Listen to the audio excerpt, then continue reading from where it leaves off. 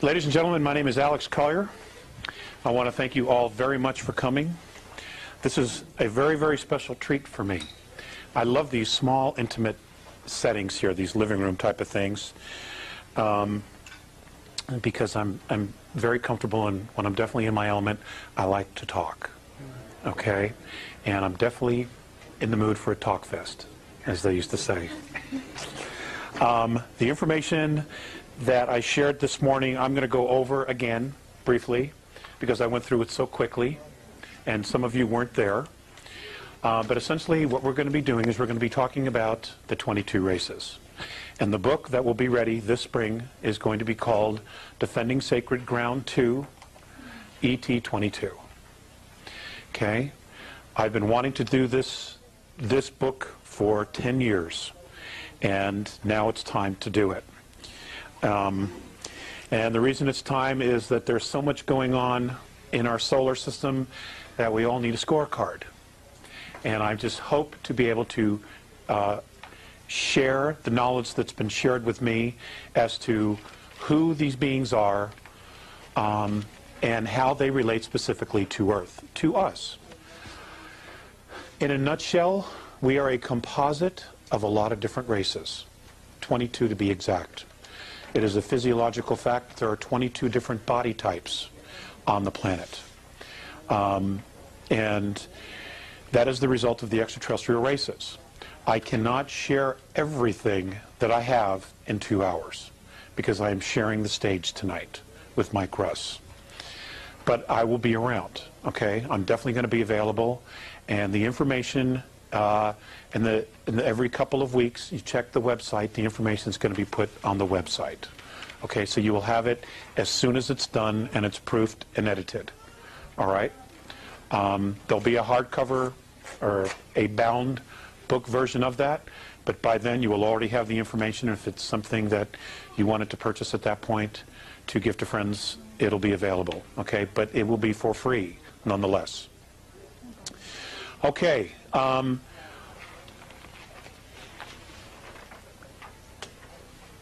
not going to go into how it all started for me. For 13 years I've been telling that story, and I refuse to tell that story anymore.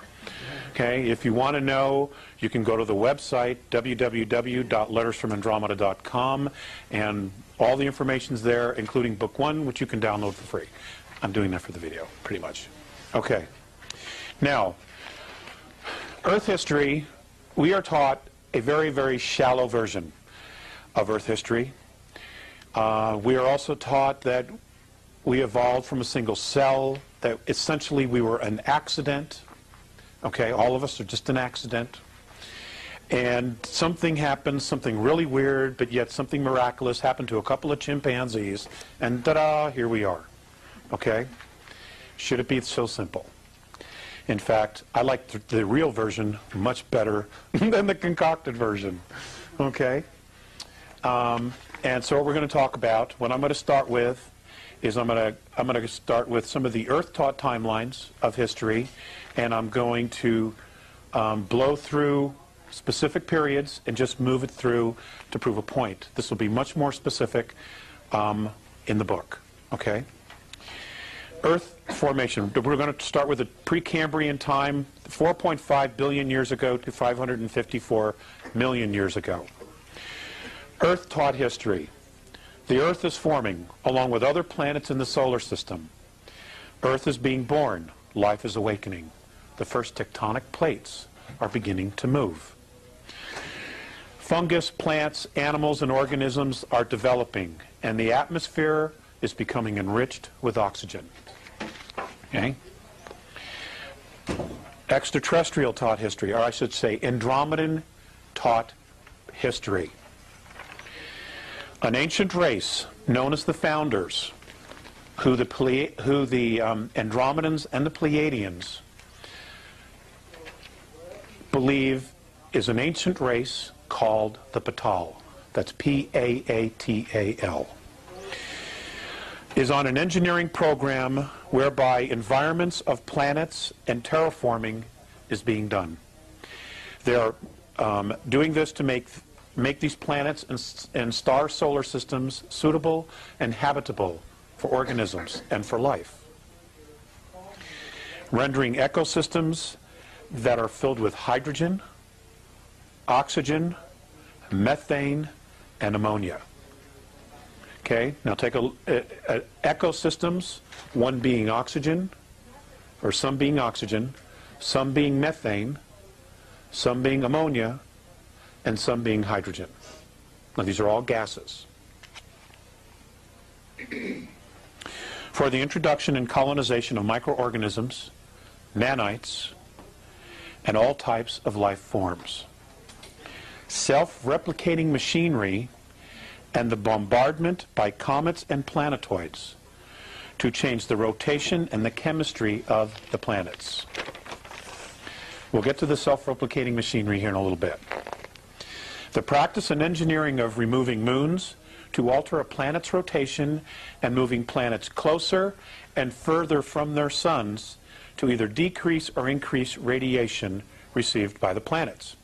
Now I want you to know that that specific engineering feat of moving planets closer and further away from the sun, moving moons, adding moons, is a practice that is absolutely in full swing today throughout the galaxy and in other galaxies.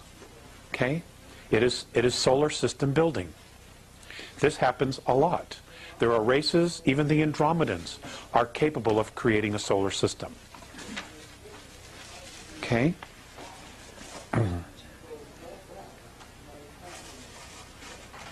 All projects, it appears, were designed to render many star systems and many planetary bodies habitable for organic life.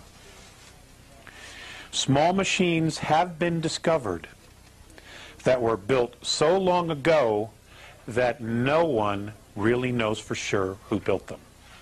They cannot be replicated, and no one knows exactly how they were built. Now, I'll give you an example of the Andromedans. The Andromedans are approximately 43 to 4,500 years more advanced than we are technologically. Now, that's in our years, all right? Now, in our years here, I need more leash. Okay, a year for us equals 365 days. Okay, this is one rotation around our sun. The Andromedans count years in a completely different way. In fact, almost all the extraterrestrials do. In their concept of age, of counting, especially in this way, what they consider a year is when every cell in their body has been fully replicated. Now, if we did that, 1 year would be equal to 7 years in our body. Okay, so it takes approximately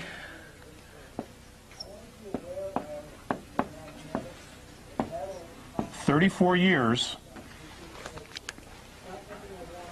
for their bodies in our time to replicate every cell in their body in our time. Okay? So it's hard to give you exact dates of when they say something happened to put it into our timeline, okay, of years, okay? Because in reality, if I say it was 4,000 years ago, then it's a lot longer than that, okay? But they've had a very hard time explaining to me exactly in our Earth time because they don't deal with the concept of time. You know, they just don't. All right? So, but I'm giving you these numbers in Earth years just to give you an idea of how vast our history is, okay? Now, amazingly, these machines still work. The machines do not have a name in the English language, okay? they don't even have a symbol that we could comprehend. So it's been explained to me that it is considered an antimatter machine. Okay? It creates matter. It creates molecules, which then create atoms, which then creates physicality. And these are actual machines. They're like computers, where you can program it for what you want, and this machine will literally bring it forth and manifest it. And there it is, physically there. Okay? Now, if each one of us had one of these machines, it would be like winning the lottery every day. You know? Mike likes to do VWs. He could make himself a new VW as soon as the new models came out, as soon as he knew what he wanted. Okay? I could create a babysitter. You know, so that my wife and I could go out. Okay, and that's what now apparently there are 7 of these actually working, and 7 different races have one of these machines. Now these are archaeological finds, discoveries, these atom-making machines, for lack of a better word. Is that on the Earth? I'm sorry? Is that on this There is one on the planet. There is one here. Yes, there is. What? Is that the one under Jerusalem? No comment. No comment. Do you know where they were found? Nobody knows. Absolutely nobody knows. It turns out that, well, let me just finish reading here, okay? And because all this will come out. They also discovered advanced building complexes, very large machinery, and complete terraforming ecosystems. Earth-like organic life is much less common than hydrogen gas ecosystems in our galaxy because we are limited, oxygen O2 ecosystems are limited to the geological presence of water. Okay, for O2 life forms, which is what everything is on this planet, there has to be water. So, the most precious thing that we have is our ecosystem, our biosphere. The second most important precious thing we have is, of course, the water. And when we get to Nibiru, I'm just going to throw this out there, the entire planet used to be fresh water. Okay? Our entire planet used to be fresh water. The oceans were salinated. Okay? And it was the Nibiru from the star system of Butez that did that because they wanted to control the water. Okay? They salted the sea. They salted the sea. That's right. So now all you have is, at the time when they did this, there was only 4% fresh water, and they had total control over it. That's correct. What was the years again? That they did this? No, how long? 36 years? It took 36 years. 36 years to completely salinate the oceans. And it also gave time for all the life forms in the water to adapt very slowly. But we couldn't drink the water after that. Okay? Is that 36 of our years? Of our years. These are all in our years. It's the only way I'm going to present this to you. Otherwise, it'll get way too confusing. Okay. Okay? So, hydrogen ecosystems are much more abundant, as are methane, and because they are not complicated ecosystems. O2 ecosystems are very, very complex. The most complex in the galaxy.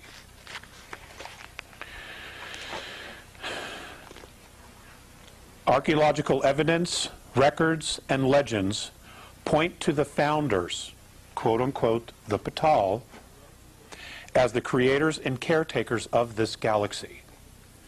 The disappearance and or extinction of the founders appears to be deliberate.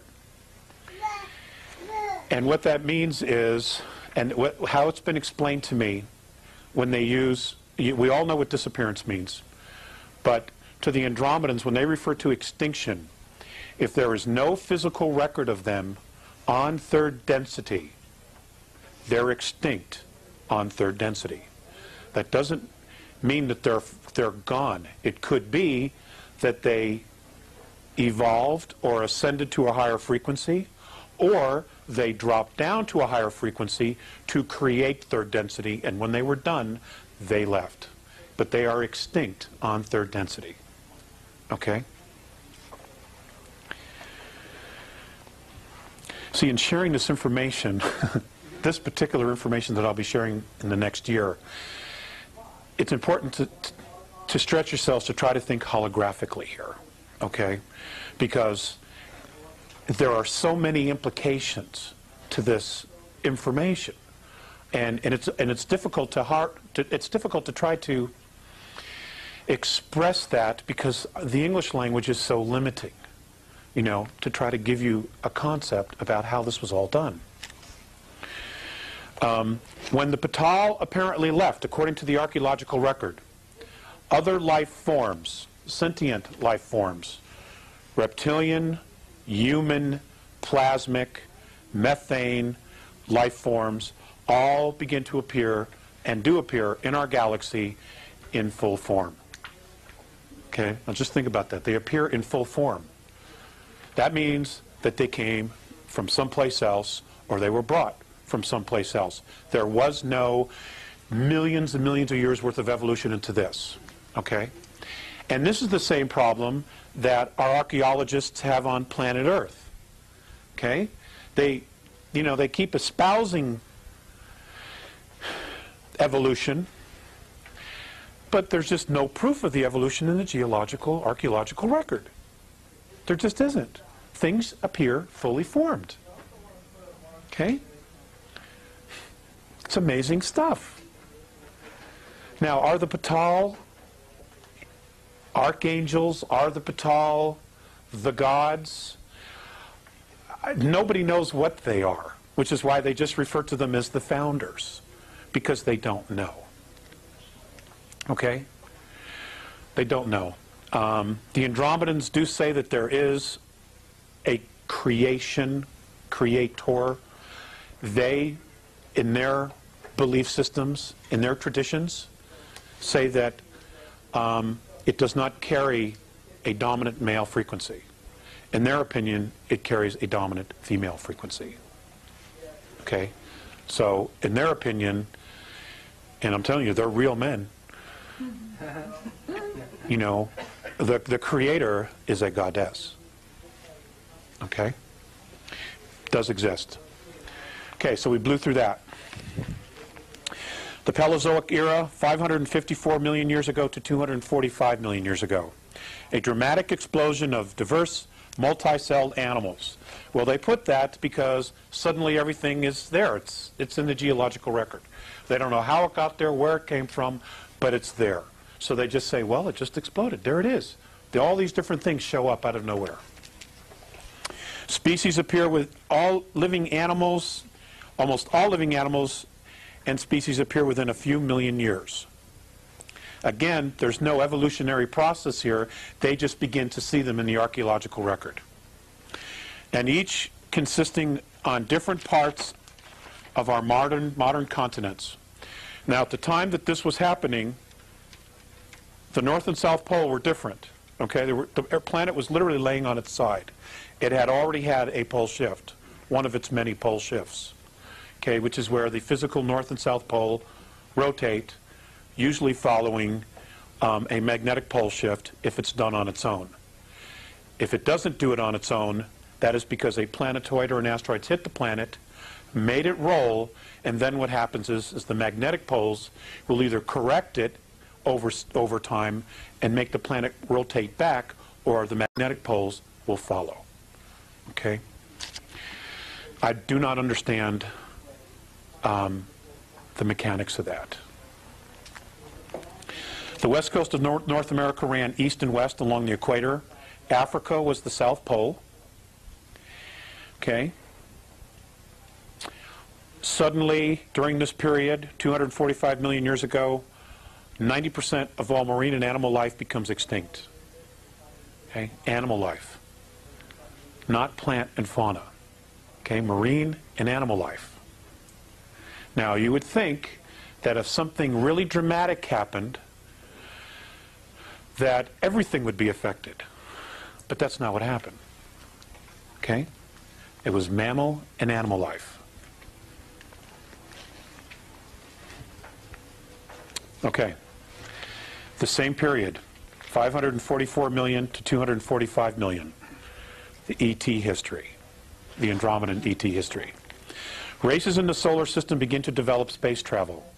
Most are only able to travel within their own star systems. Some, however, are able to travel outside of their respective systems and have begun contact and discovery of other cultures. The start of trade within star systems begins. Trade routes are established and negotiated. The sharing of technology has begun, and the development of new systems of space travel has also begun, because now the space colonies, the different races that have been established here that came in and fully formed, have now figured out how to get off their own planets, and now they're talking to other people, getting different perspectives, and they're sharing ideas, okay, and sharing opinions. I've not touched on this, and I won't touch on it in this lecture, but there were also a lot of misunderstandings, okay, that went on here, especially between the hydrogen planets in cultures and the O2 cultures. And I'll explain why there were some different misunderstandings later on when we get into this. Okay, treaties were forged between star systems and races. One particular race of sentient beings, which was much more advanced in space travel, set out to explore the galaxy. That is the Alpha Draconans, the sea car. They were the very first, according to the Andromedans, to actually get off planet. And they were, at the time, the most advanced. Okay? They're an incredible race. They are an incredible race. They just have some incredibly ridiculous prejudices and biases. Okay? But that doesn't take anything away from the fact that as a culture, they've done some incredible things, you know? And a lot of other races have learned from them as well. Their spacecraft, at the time, were hollowed out moons and planetoids, which they refurbished, built out, created their own internal ecosystems, and fitted with propulsion. Some of that using fuel, which is not oil like we have here, but it was some kind of a gel that was mined in their star system. And kinetic engines. They created kinetic engines. What's kinetic? Energy. Focused energy. Electricity, a type of electricity. It's my understanding. Well, now, which... Let's hold the questions. Let's hold the questions, okay? I have a lot of material to go through. The Mesosaic Era, which is 245 million years ago to 65 million years ago. Robin, write down your question, okay, please. Okay, Earth taught history. Mesosaic means middle animals. It is the time during which the world's fauna changed drastically. Now, it didn't change before, but now suddenly it does. And great change in terrestrial vegetation. The dinosaurs evolve. Well, they show up out of nowhere. Okay, and evolve into the Triassic and then Jurassic eras, only then to become extinct. Another planet-hitting asteroid hits the Earth in the Atlantic Ocean off the coast of Colombia, what is now known as Colombia. Now, were they deliberate? Nobody seems to know if they were or not. But what's interesting is that every time the planet gets hit with an asteroid or there's a pole shift, there's a radical change in the Earth's ecosystem. And what happens is it becomes more and more friendly for human life. Okay? 244 million years ago, we could not live on this planet. There were just too many things out there that would have hurt us. Okay? Extraterrestrial history, 245 million years ago to 65 million years ago. Many planetary civilizations have full space travel. Interplanetary trade is extremely established, and the need for natural resources increases and causes the exploration of the galaxy by advanced sentient beings.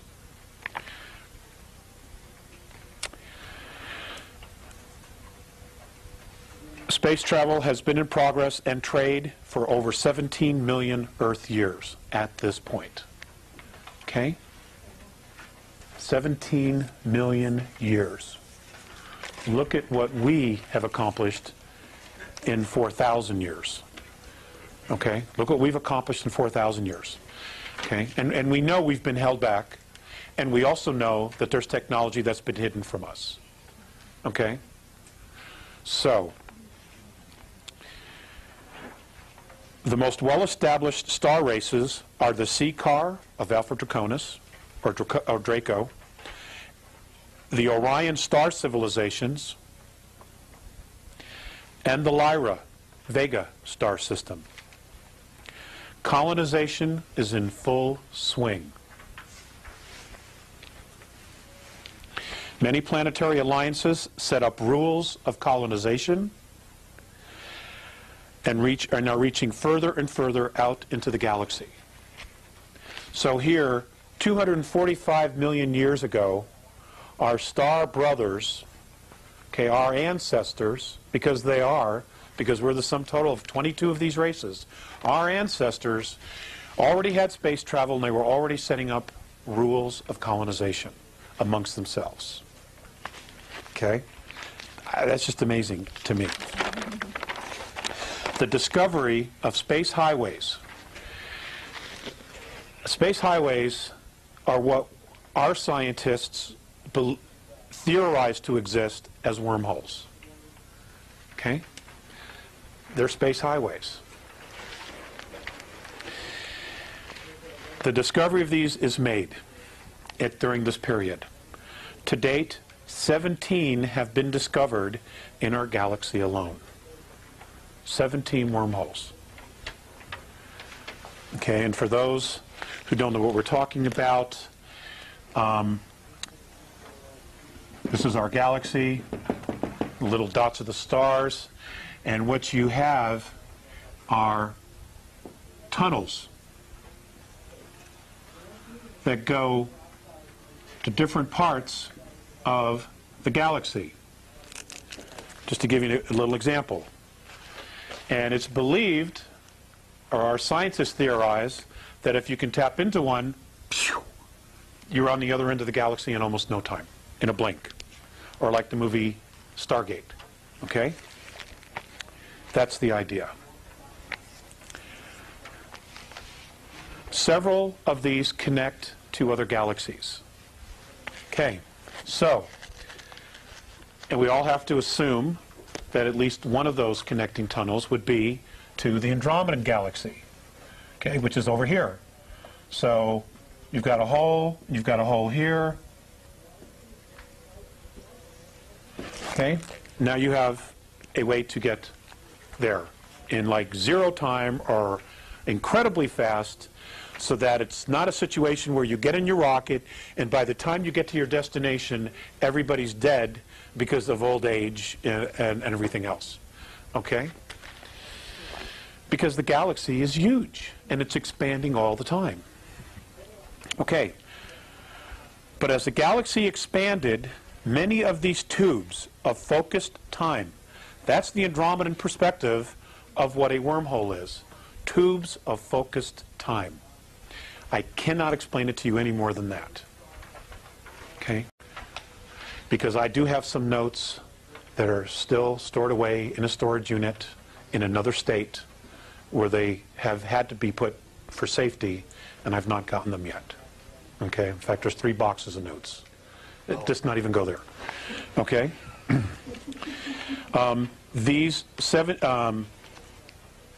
I'm sorry. Some of these tubes have snapped. In other words, as the galaxy expanded, okay, there were breakages in these wormholes or space highways. No galactic races to the present time, and this is as of 11 months ago, Earth time, okay, knew how they were built or who they built them or who built them, and they can't be repaired because we don't know how they were built. Nobody knows how they were built. Okay? There is an assumption by many that the founders created them, which is how they were able to do all of the terraforming and echo building in the galaxy in preparation for life to be introduced here. There is an assumption that that's who built it. The truth is, we don't really know for sure. It could have been built by someone even before them. We don't know. Okay? Because according to the Andromedans, third density as we know it is 21 billion years old. Okay? The universe that we know of, which includes all the dimensions, is 21 trillion years old in Earth years. Okay? Which is a staggering number. Absolute staggering number. Okay, we're going to get to some slides here in just a little bit. Okay. According to Morine and the Andromedans, only 2 of the superhighways, the wormholes, have not snapped in our galaxy. Okay? So out of the 17, 2 are still fully operational. As trade increased, the spread of life forms also takes place. The experimentation of transplanting life forms and vegetation is in full swing. Okay, now let's go back to the dates. 245 million to 65 million years ago. Our extraterrestrial ancestors are now transplanting vegetation and life forms from other systems to other star systems. Okay?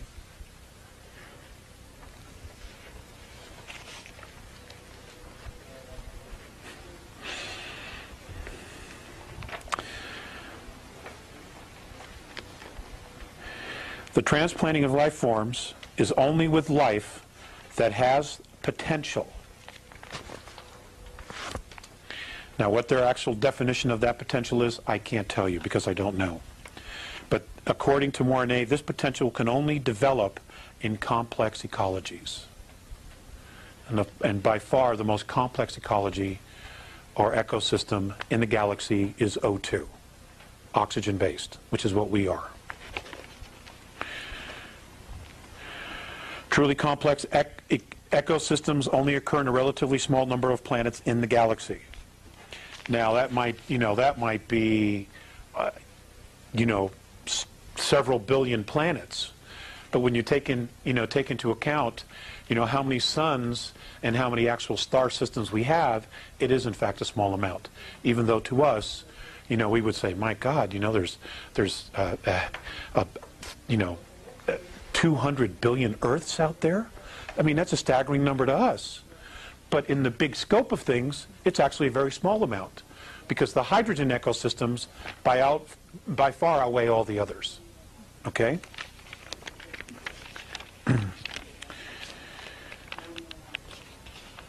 It follows that a complex ecosystem, planet-wide ecosystem, is the next most valuable thing in the universe to consciousness. Species, however, come and go, but a truly rich biosphere will endure as long as it's not compromised. Dinosaurs, birds, and other life forms, fruit trees, are brought to our solar system and transplanted on the 3 ecosystems in our solar system. They are Earth, Mars, and Uranus.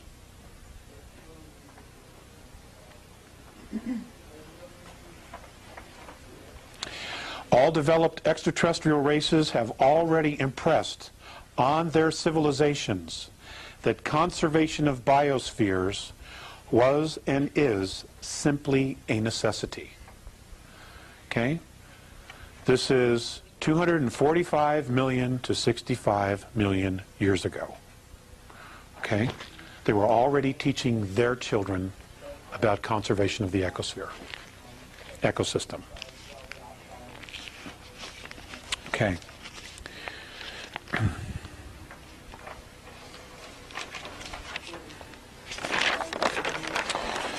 The Cenozoic era, 65 million years ago to present. Okay? We're going to get through this, and then we're going to get really down into some fun stuff. Earth-taught history, sometimes called the Age of Mammals, because the largest land animals and mammals show up during this time. It is also the age of flowering plants, the age of insects, the age of fish, and the age of birds. Okay? Andromedan taught history. Our solar system is being visited more and more. 3 very complex ecosystems exist here already. Okay, we've already covered that. The first full-time, self-contained biosphere called an Eden. And I'm going to use that word because that's what the Orions called it. That's what the Draco have a different language, but that's what the Orions called it. That's what the Nibiru called it. That's what the Aldebarans called it. And that's what the Pleiadians call it, an Eden, okay? Which is like a garden. It's a fully transplantable biosphere, having everything they need to exist somewhere else. Okay? Now,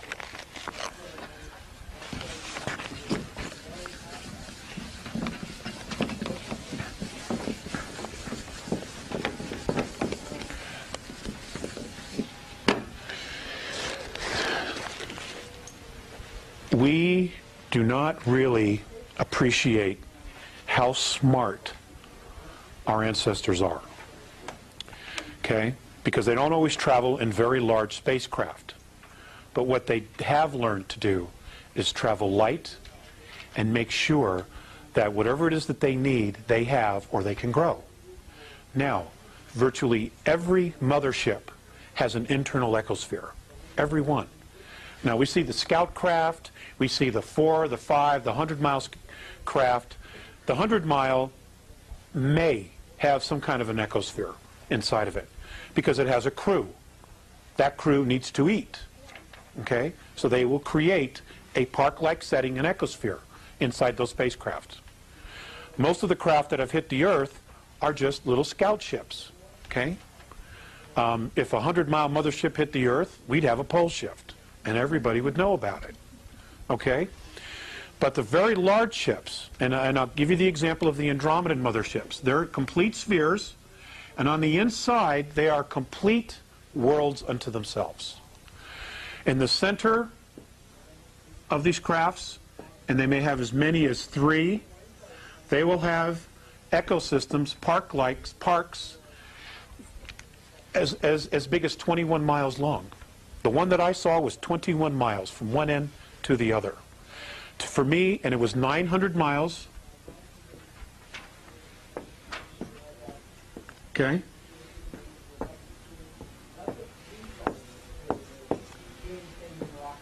And for me to literally see every inch of that ship would take 25 years. That's how big it was. Had everything. Everything. In these parks, you could not even tell that you were in a spacecraft. You would think you were in a park, you know. Agoura Hills, California, Rocky Mountain National Park, Central Park, although I wouldn't necessarily want to hang out there. You know, Central Park, but, you know, without the crime, okay? And they're complete unto themselves. Everything is grown aboard the craft. So, when they come here And they send a team down to the surface of a planet. And they say, okay, we're setting up we're setting up an Eden because we're going to leave you, a team of you here, to research the life, the plant life, the geology of the planet, the minerals, what it has. Okay? What they do is they literally drop, can be as many as 12 type of cylindrical antennas. They plant these antennas down into the ground, at least a mile into the ground. And when they flip these things on, they connect. And when they connect, when they turn on and they connect to each other, they create a dome. Okay? A dome. It's a frequency dome. And then all they do is they unload the plants, they unload the fruit trees, everything they need, and this biosphere is exactly to match their physiology. Doesn't have too much oxygen, doesn't have too much carbon. It's exactly what they need. It can even be hydrogen. Can even be hydrogen, because what it means is then once they leave, they just wear a spacesuit and they can go out and do their work. But when they come back from doing their work, they enter their biosphere, and it's like living on the home planet. Okay? This is what I'm talking about. This is what an Eden is. Okay? This is what Richard Hoagland's been talking about all those years with the dome structures. This is what he's talking about. This is what these things were for. Exactly. Okay? It's good stuff. God, it gives me the chills. Okay.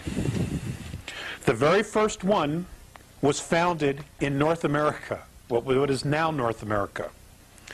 Okay? Along what is now known as the New Mexico-Arizona border. And it was founded by and established by the CCAR, which are a hydrogen-based life form. Okay? So they had to have something like this. Now, hydrogen is a gas, okay? It's not something we can use. We can't, our physiology simply will not allow us to breathe and live in an environment like that. But hydrogen, the beings tend to be very large. They tend to be a little bit slower in movement. Their body frequency, the rhythms of their biosystem are much, much slower than O2. And the one thing about hydrogen-based life forms is that they cannot go faster than the speed of light in space travel. They can't. Where O2 have been known to go 4 times the speed of light. Okay? And that's been a real problem for the hydrogen-based beings. Okay? In lectures years ago, I talked about how prejudice is an extraterrestrial perspective. That's what I've been taught by Morine Faceus. Okay? So all the prejudices we have, we've learned. We formed some of our own, okay? But the initial not liking any of your own race was taught to us by these guys. Okay? Millions and millions of years ago. Okay. Now, this first Eden was created 899,701 Earth years ago. Okay? And this was by the CCAR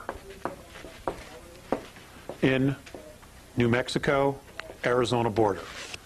Okay? They still fancy the desert. They still fancy the desert, the reptilians. Okay?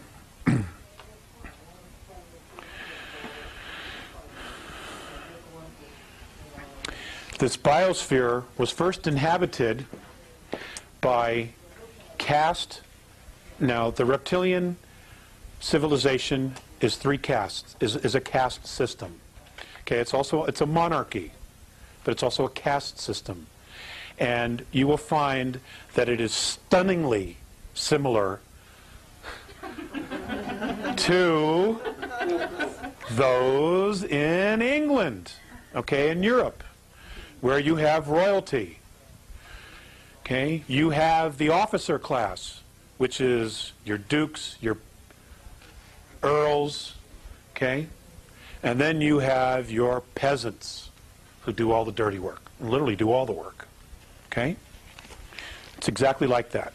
According to Mornay, this first biosphere was built by the officer caste or officer class of reptilian beings, and they were the first to stay here.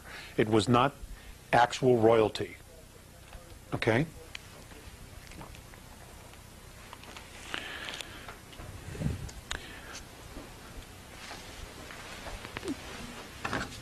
Okay, everybody have this?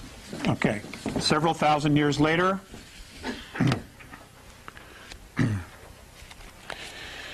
Orion, well, actually a couple hundred years later, Orion established an Eden here from the Orion star system. God, I'm so bummed my wife is missing all this. Okay. If you have your cheat sheet that I handed you,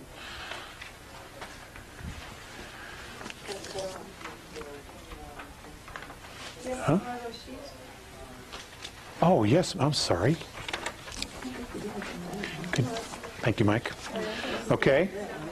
In Orion, they come from Rigel and Betelgeuse. Now, okay, that's these systems here.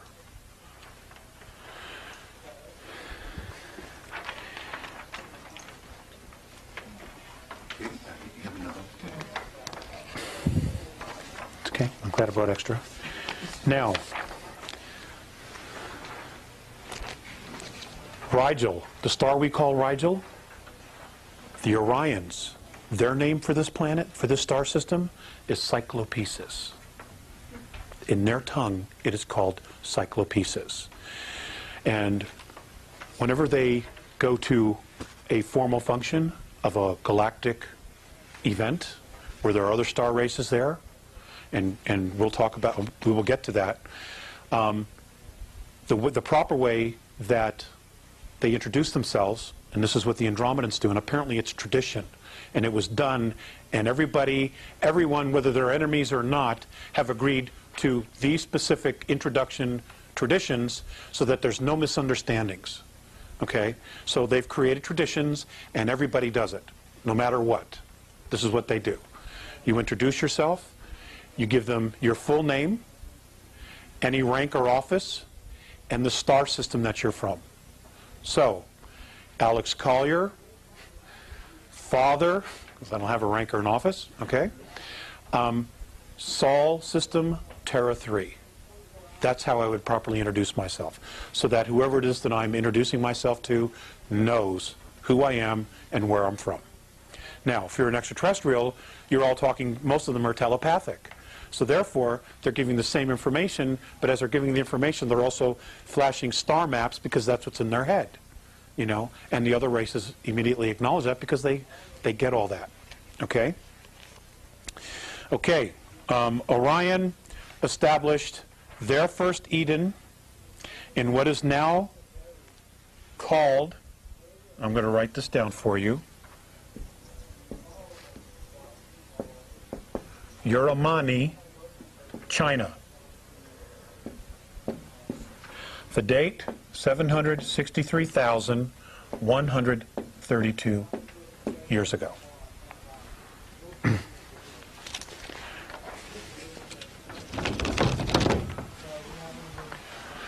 Okay. Shortly thereafter, Capella, also part of Ursa Major, Ursa Minor. The Capellans established their first full operational Eden 741,237,000 years ago. And theirs was established at the base of Mount Yogin in southern Chile.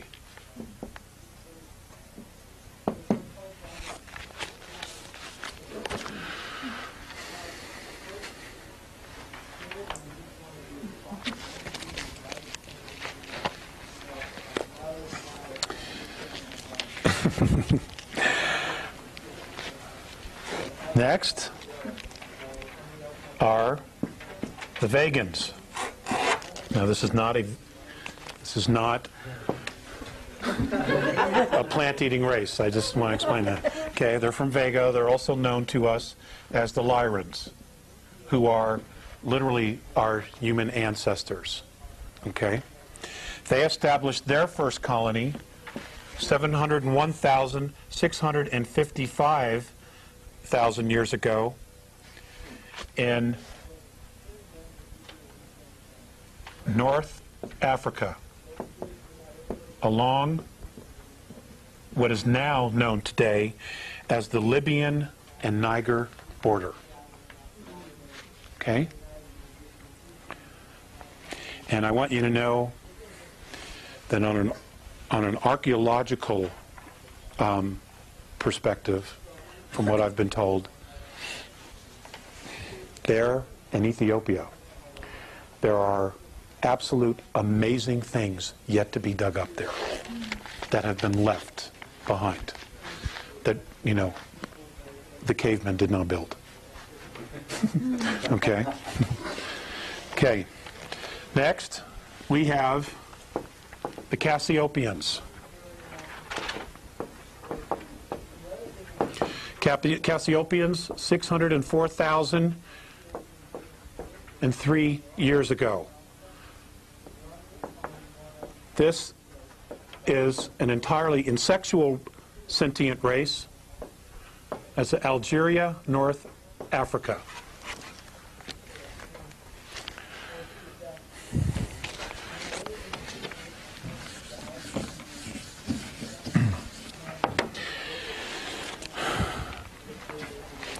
And I'm just going to do two more, and then I'll just read the rest. Do we thank them for talking? Yes, we can. Yes, we can. Okay, the next is Butes.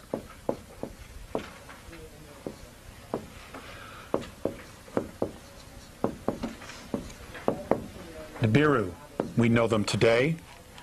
They established their first Eden 585,133 years ago in Cairo. What a shock, what a surprise. Okay, Cairo, Egypt. And then Orion sent another team here, 87,300 years ago. And this one was established in Perth, Australia. Now, the Earth was not in the position that it's laying in now, okay? If you were to take the planet as it is today and lay it literally on its side, this is where they were colonizing. But these are the locations we know today. Okay? Now, some of the colonies, after they'd been here for some time, they packed up and they left. They got all the information they wanted. Okay, but the Earth is in constant flux. You got to remember, many of these are hydrogen-based extraterrestrials, hydrogen-breathing extraterrestrial races. So when they go to their home planet, it's dull compared to the very complex ecosystems that O2, that oxygen breathers have and live with. Okay, so they're extremely fascinated, and according to Mornay, what they were trying to do was to not only study the vegetation and life forms here in oxygen breathing ecosystems, but they were also trying to genetically manipulate them so that they could take them home and make them hydrogen. That's what a lot of this was about. Okay? This is where, you know, they became geneticists, master geneticists, is trying to convert O2 life forms to hydrogen life forms. Okay? Because we're blessed. Oxygen breathers are blessed with very complex ecosystems, very magnificent ecosystems. Okay, Lyrans, again came back 83,400 years ago.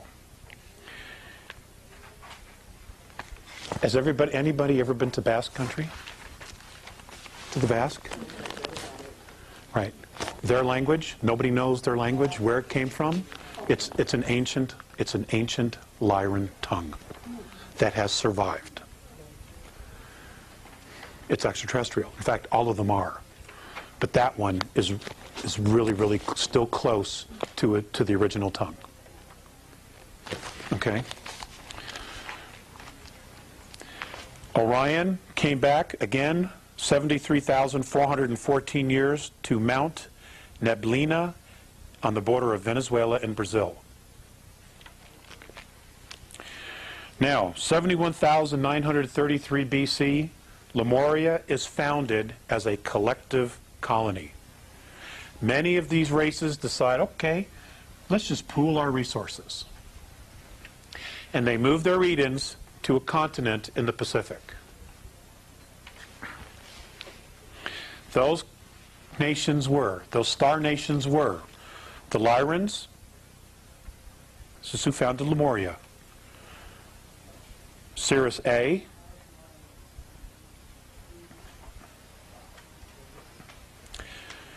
Pleiades, races from Tegeta and Meropa specifically. Those two star systems, Tegeta and Meropa. Ursa Minor,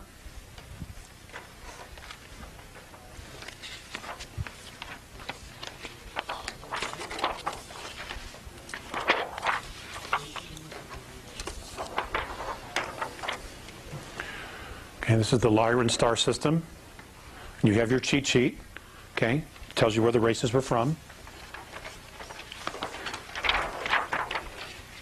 Okay, we were all fascinated. Everybody's fascinated. Well, I'm not, but a lot of people are fascinated with the Pleiadians. Okay, so we'll leave that up there because we're going to talk about them in a little bit. And Butes, which is Nibiru. This is 71,933 BC. Okay, Lemuria is established as a collective colony. So now everybody's working together. Okay? Good sign. That's a good sign. Okay? It didn't last, however. 57,600 BC. Atlantis is founded.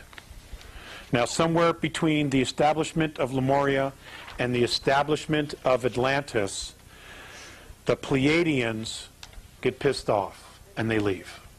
Okay? A misunderstanding. They come back.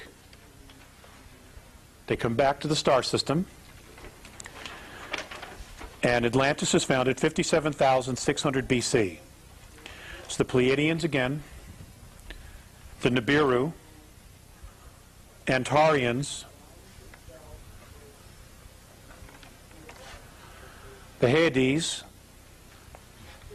a group from Sagittarius, and the Andromedans make a guest appearance. Ta-da! Okay. Do I need to read those again? Yes. Okay. Atlantis, Pleiadians, Andromedans, Butes, which is Nibiru. You know, but you might as well know where they're from. Aldebaran, Antarians, Antarians, the Hyades, which is right here, and Sagittarians. With the exception of Nibiru, all of these are O2s, okay, that establish Atlantis. O2 except which O2 breathers, with the exception of Nibiru. Some of them of the Nibiruan tribe are oxygen breathers, okay, because they come from Sirius, okay? But those that come from Butes are hydrogen. But they can still operate and function as long as they wear a helmet, okay? So, 31,017 BC, Lemuria is destroyed in war. Exact date is 31,017 BC. 27,603 BC, Atlantis is destroyed. For which? Okay, Lemuria is 31,017 BC, and Atlantis is 27,603 BC. When you were given the dates before, you didn't do BC. You said that many years ago. I'm adding BC. It was in my notes, I just didn't do it. I was very quick in running through my notes this morning. You did mean BC. Yes, ma'am. That's what I meant. So I apologize for not being more specific. Okay. Yes, I take full responsibility for that. Okay. Now, I'm not going to go into, the who's and the what's and how's and why they destroyed each other. But again, let's just kind of go to the cheat sheet here. Actually, let's not. Let's just do this. Let's do this. I'm going to, actually, I'm doing pretty well here on time. So,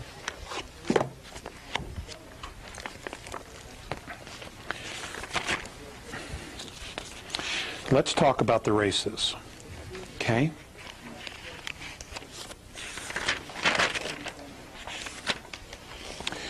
Let's talk about the sea car. Alpha Draconis, the ancestral line of the reptilian races in our galaxy. The sea car themselves, according to legend, do not know exactly where their home system is either. That's how big the universe is, or the galaxies are. Okay, the universe. Okay, that's how big it is. According to the Andromedans, there are 100 billion galaxies known and mapped in the known universe.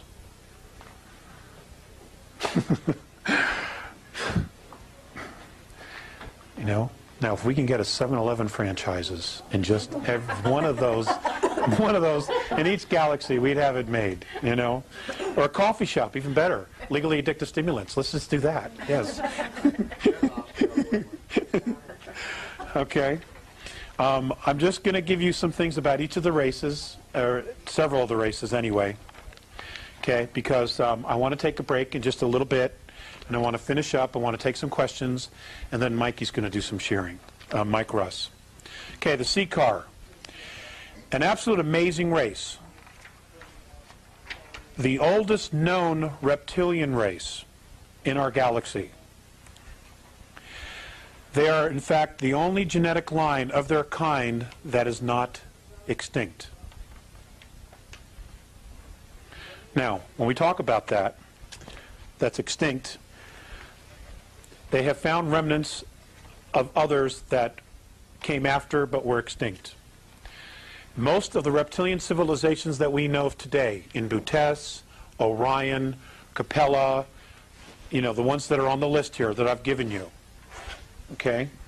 And I, in fact, will put the slide up so that the folks that buy the video will say, well, what the heck is he talking about? Okay, we'll put that up. Okay? And then we'll move it up. They are all genetic manipulated half-breeds of the original sea car race. Okay?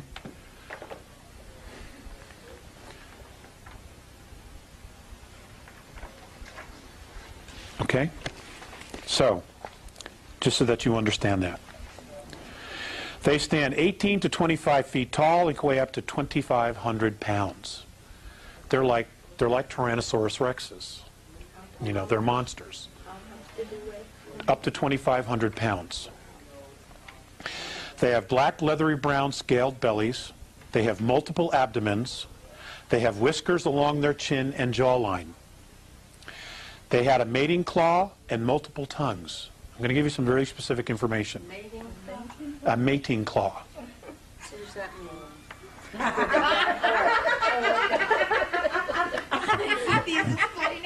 Honey, Robin, you need a mating club.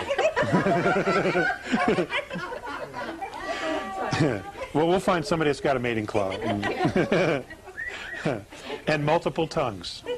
Okay? They lay eggs. And what is called a battle hormone is used to accelerate the birthing process. Uh-huh. They're male and female? Yes. They are a duality. This is why ancestral females did not participate in war. It's because if they did, there wouldn't be anybody there to help with the eggs. Okay?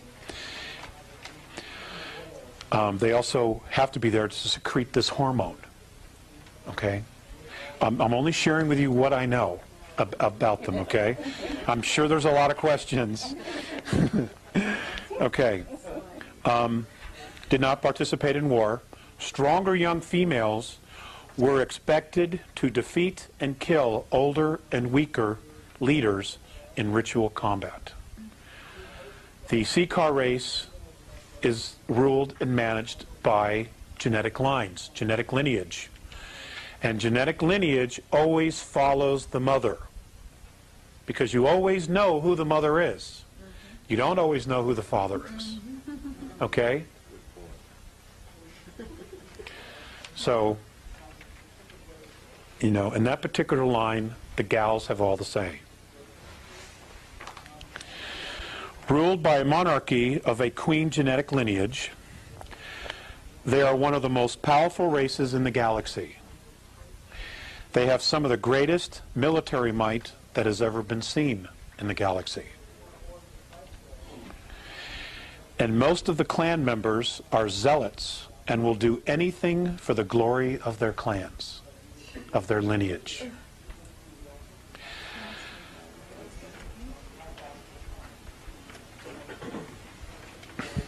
They have been the chief enemy of all human races in this galaxy in past conflicts. Again, we're talking about hydrogen breathers versus oxygen breathers. They have 3 spinal columns. One spine is located ventrally near the stomach. The other 2 are located dorsally on the left and on the right of the Seeker's body. The spinal columns join near the dorsal of the geometric center at the extreme posterior of the trunk to form a long and very powerful tail.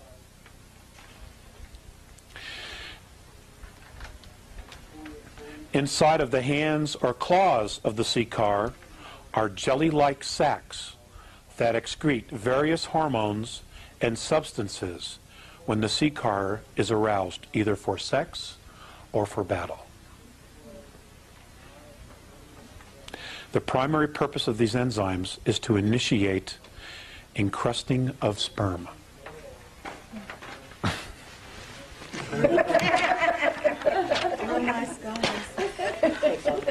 Okay. You know, hey, you know, there is an amazing amount of life out there, and you know, they look at us and they think we're beasts as well. Honestly. Okay. Now, I'm going to talk about the Lyrans. Now, when I'm talking about the Lyrans, and then I'm going to talk about the human race as a whole, about some other things here. I've got some pretty good notes. I'm also talking about us, okay, and our ancestors, and all the ancestors of the ancient Lyran line, genetic line. Okay, now before I even get to that, I'm going to read the first sentence that I have on humans. The human race is unusual in having all of its members' race derive from one genetic line.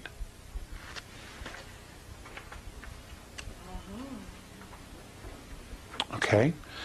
That's an amazing thing. That is an amazing thing. Okay, so now let's talk about the Lyrans, and then we'll talk about humans some more. Okay, we'll talk about the Lyrans. Their skin color is amber, blue, and or red.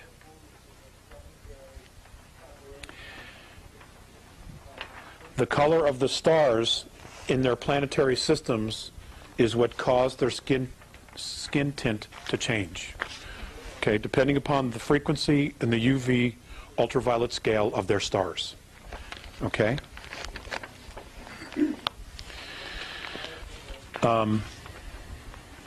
They're mammalian of mammalian descent. Okay? They are the only human race to have full empathy senses and full psionic abilities, and have experienced quantum probability control. I'm still working on that. Okay? Well, you gotta understand, these are extraterrestrials who know what this all means, okay? Okay, I'll read it again. They were the only human beings to have full empathy sense, full psionic abilities, Psionic, and have experienced quantum probability control.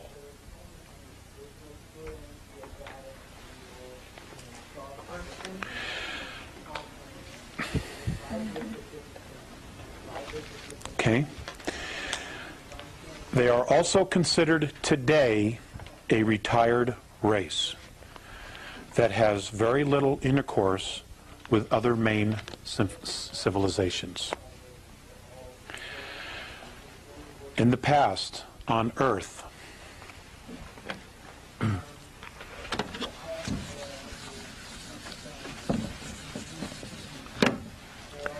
they were known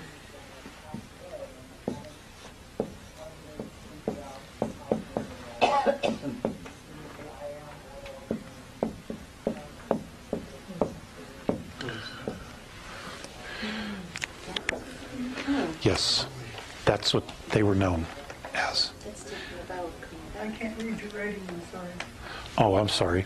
Bodhisavita. It's B-O-D, B-O-D-H-I-S-A-T-T-V-A.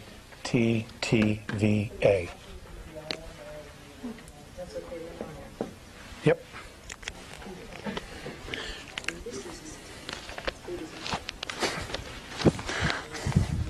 Ta-da! Lights go off. That's great. You know, that's great. Okay.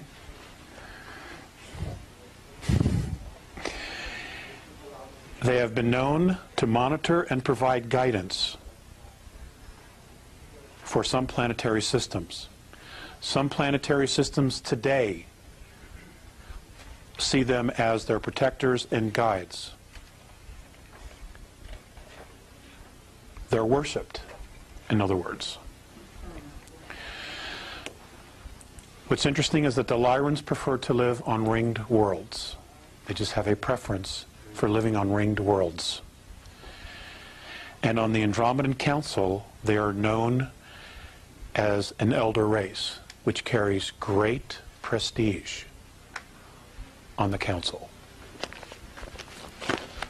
Because extraterrestrial civilizations, ladies and gentlemen, really pay close attention to genetic lineage. Okay, now we're going to talk about the human race as a whole. The Andromedan, how the Andromedans see the human race. Okay? I'm doing this for the people at home so that they can all write this down. Okay.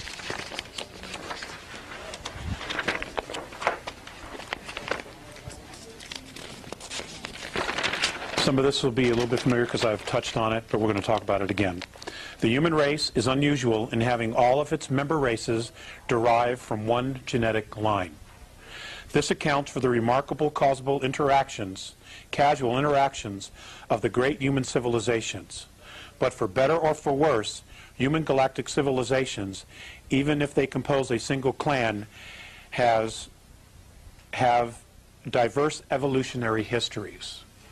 Okay? Each culture is very different in the way that they've evolved. Okay? Not as a species, but as a culture.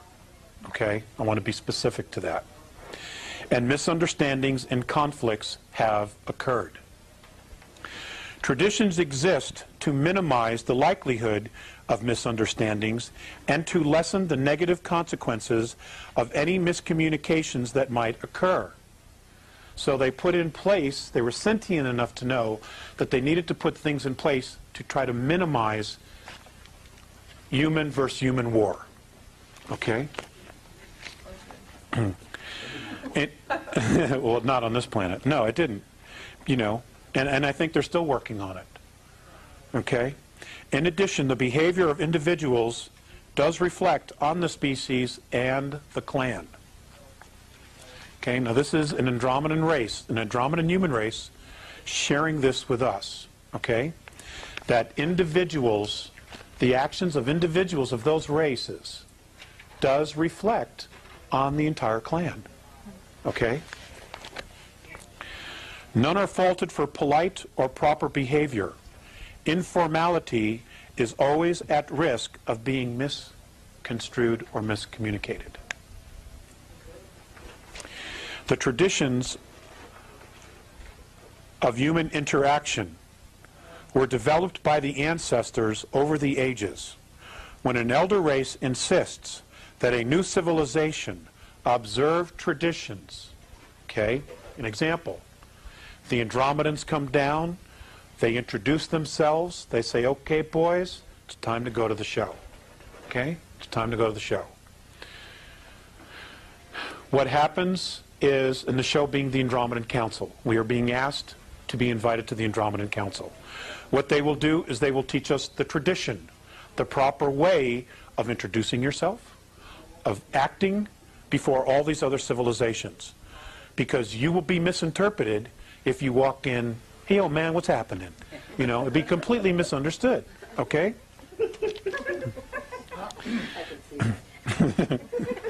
Yo, blood, what's up?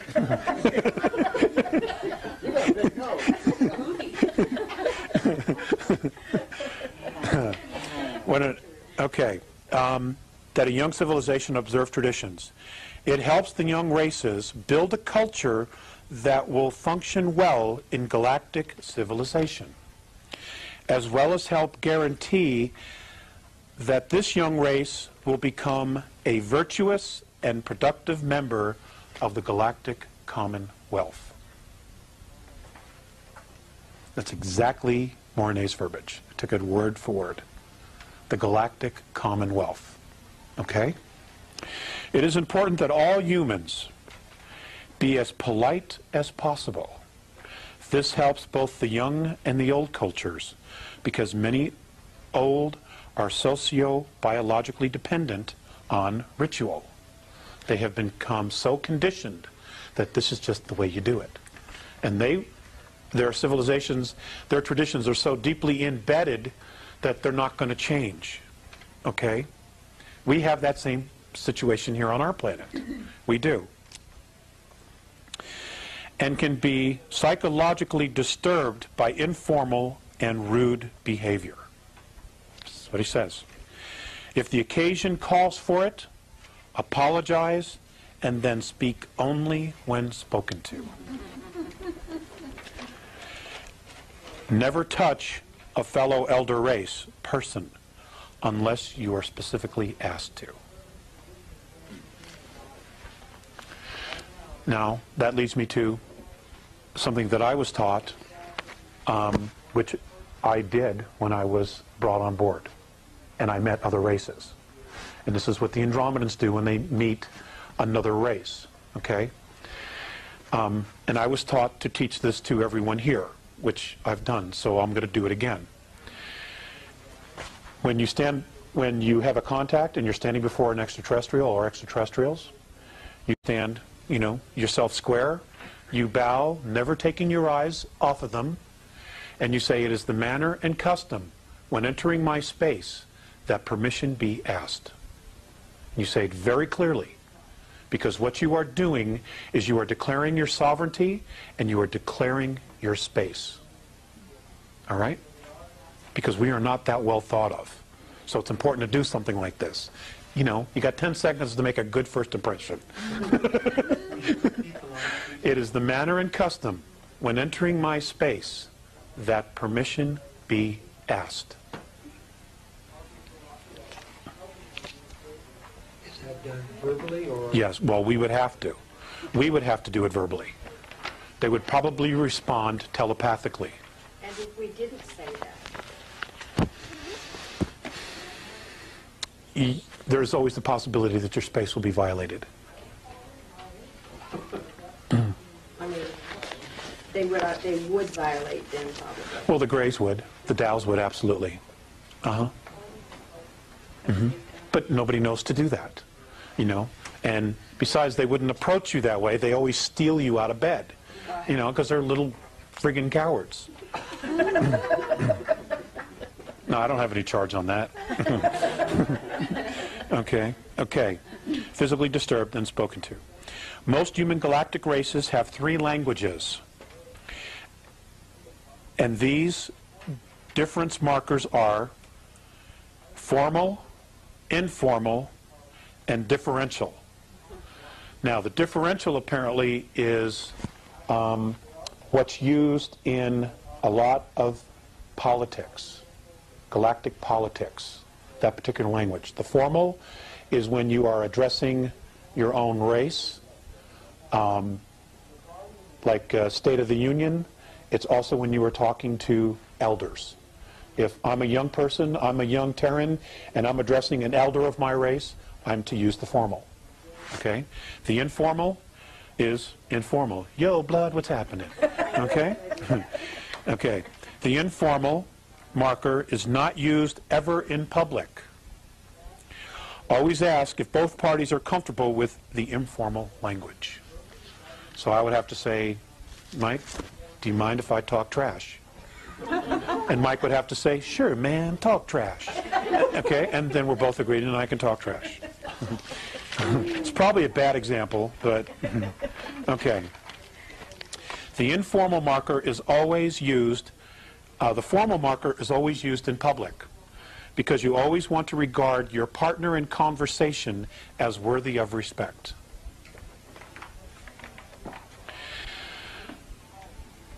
The prestige of a mature race is always subject to debate. The general rule of respect, the general rule is the first measure of the general rule of prestige is, number 1, the age of the race. Okay? The age of the race. The second index is the race's lineage. Okay, it all comes back to genetics. The third index is the number and size of the race, or the clan, or the tribe. Okay?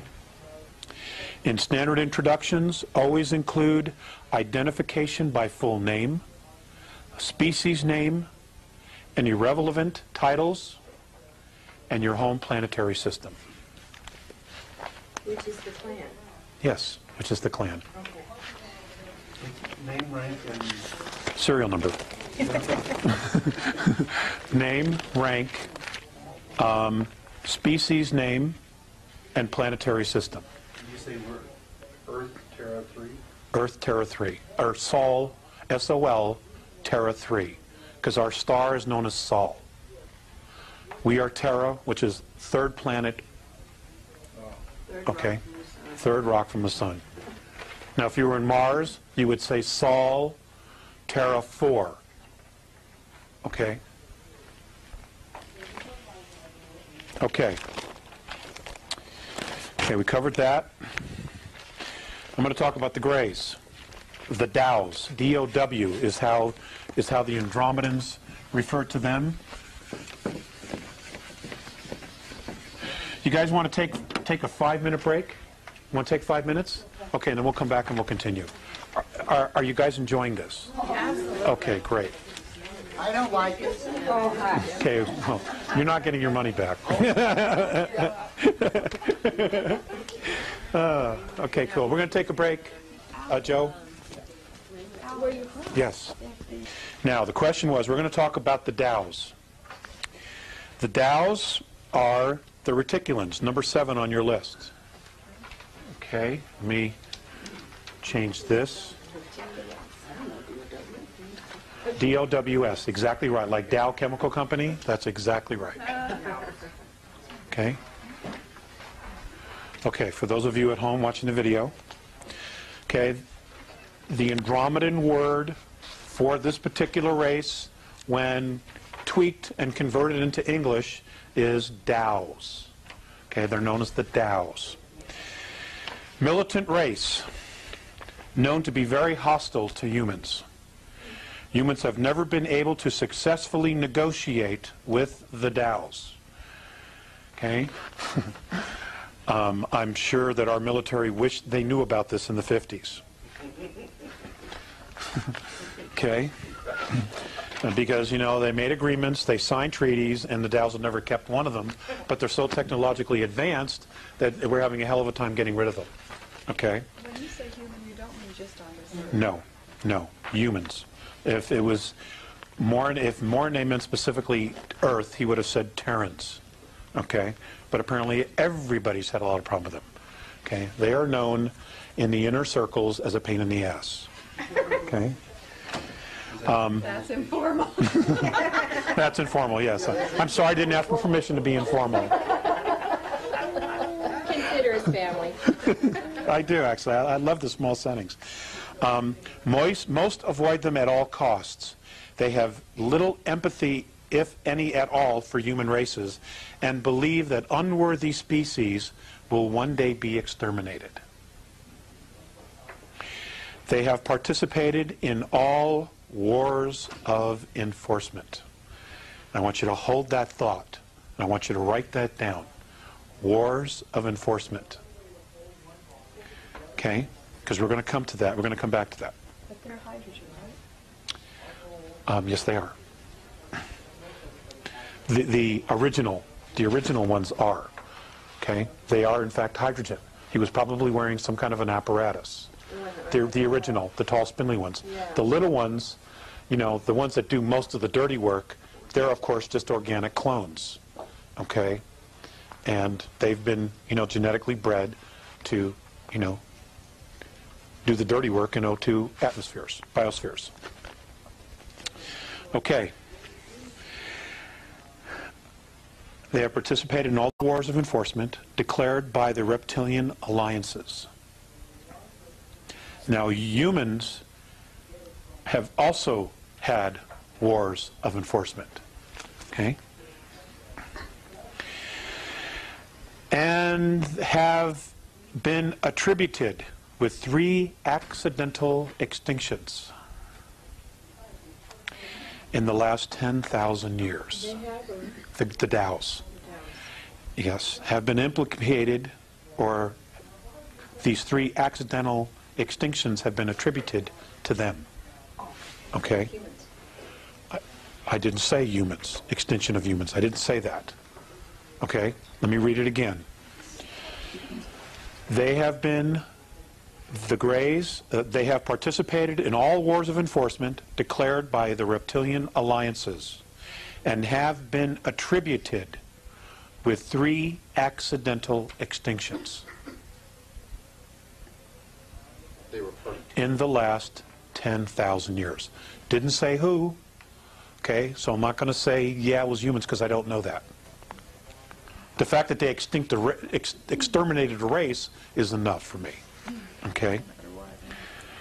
They are under investigation for excessive genetic manipulations of at least 2 races. Your Earth race being one of them.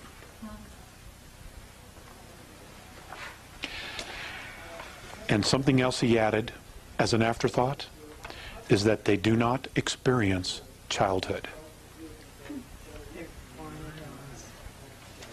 probably why they're all tweaked. Okay, they don't experience childhood. Okay, wars of enforcement.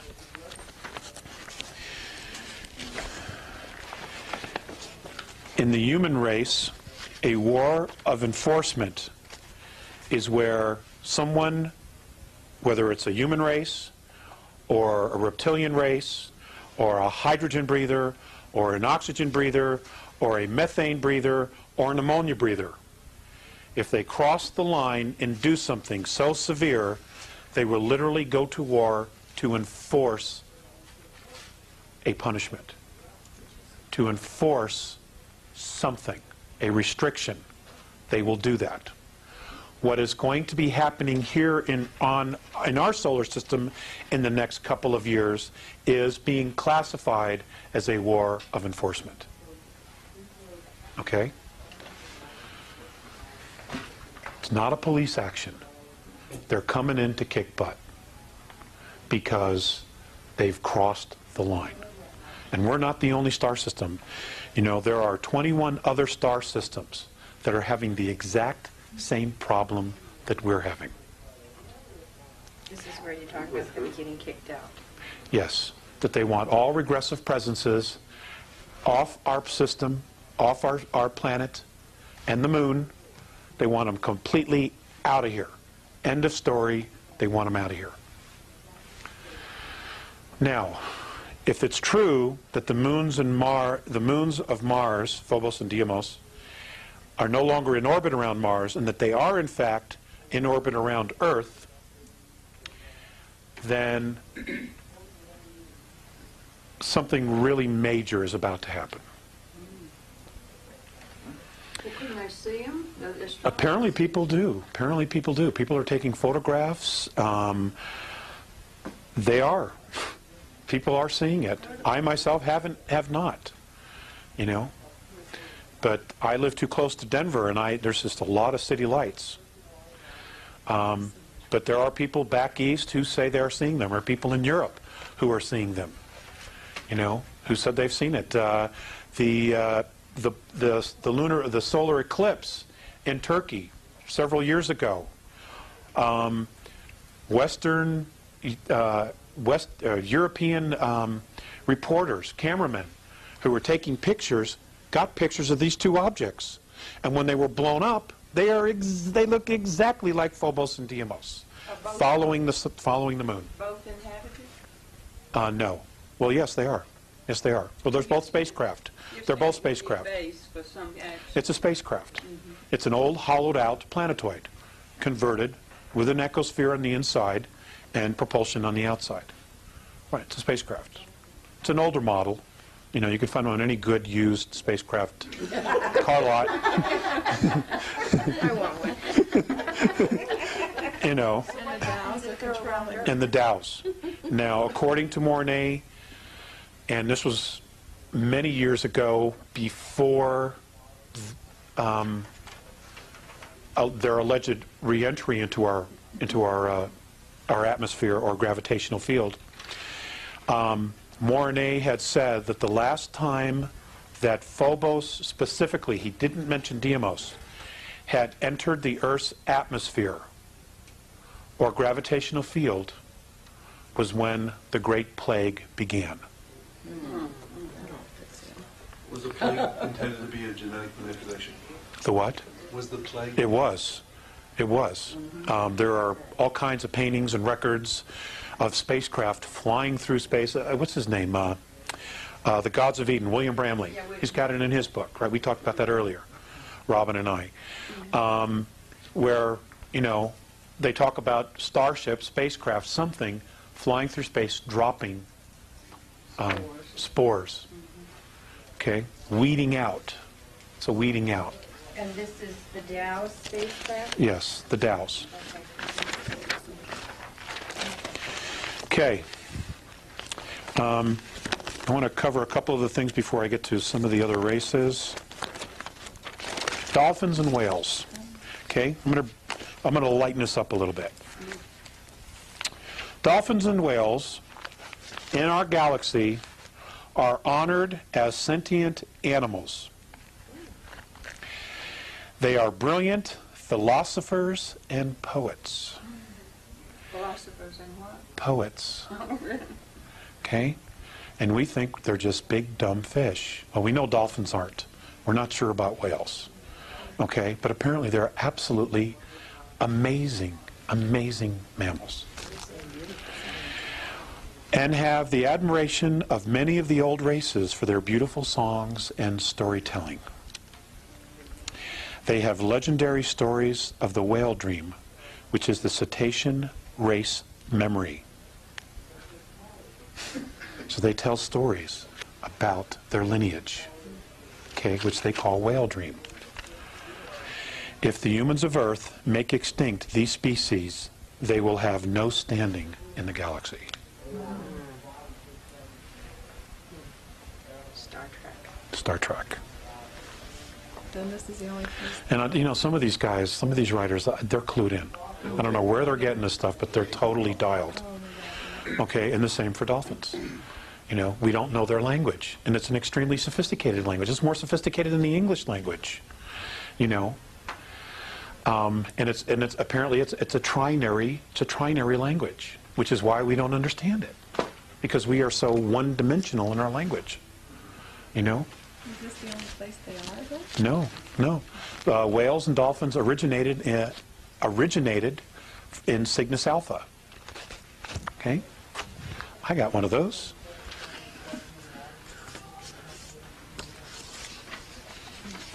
I'll tell them more about the dolphins. Huh? I'll tell them more about the dolphins. Okay.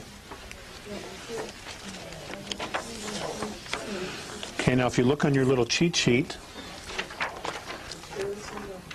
Lift the lid up the Oh, yes, you're right. You gotta keep an eye on me.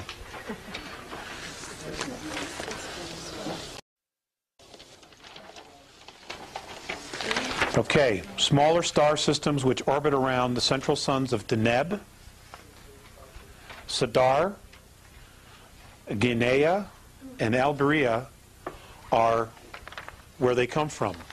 The largest population of whale and dolphin life is right here. Okay? Within this collection of smaller stars are thousands of star systems.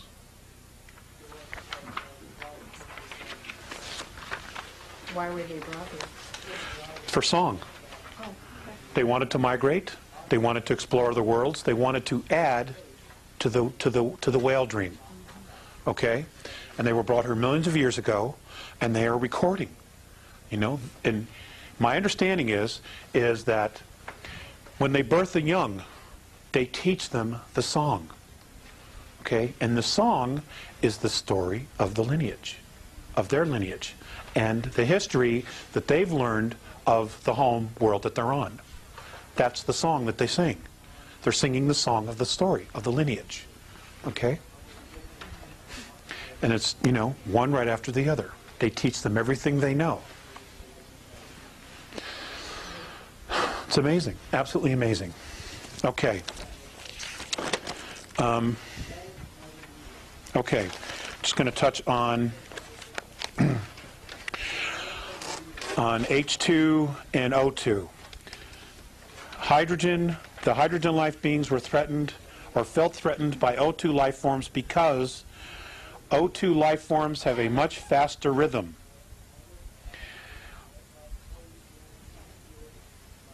Hydrogen can only travel at near space light speeds. They cannot go beyond that. Okay?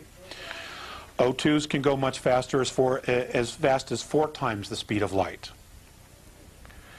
H2s are much smaller and slower and more numerous because of a higher frequency of suitable biospheres. Okay? We talked about that earlier. These are just some notes, random notes.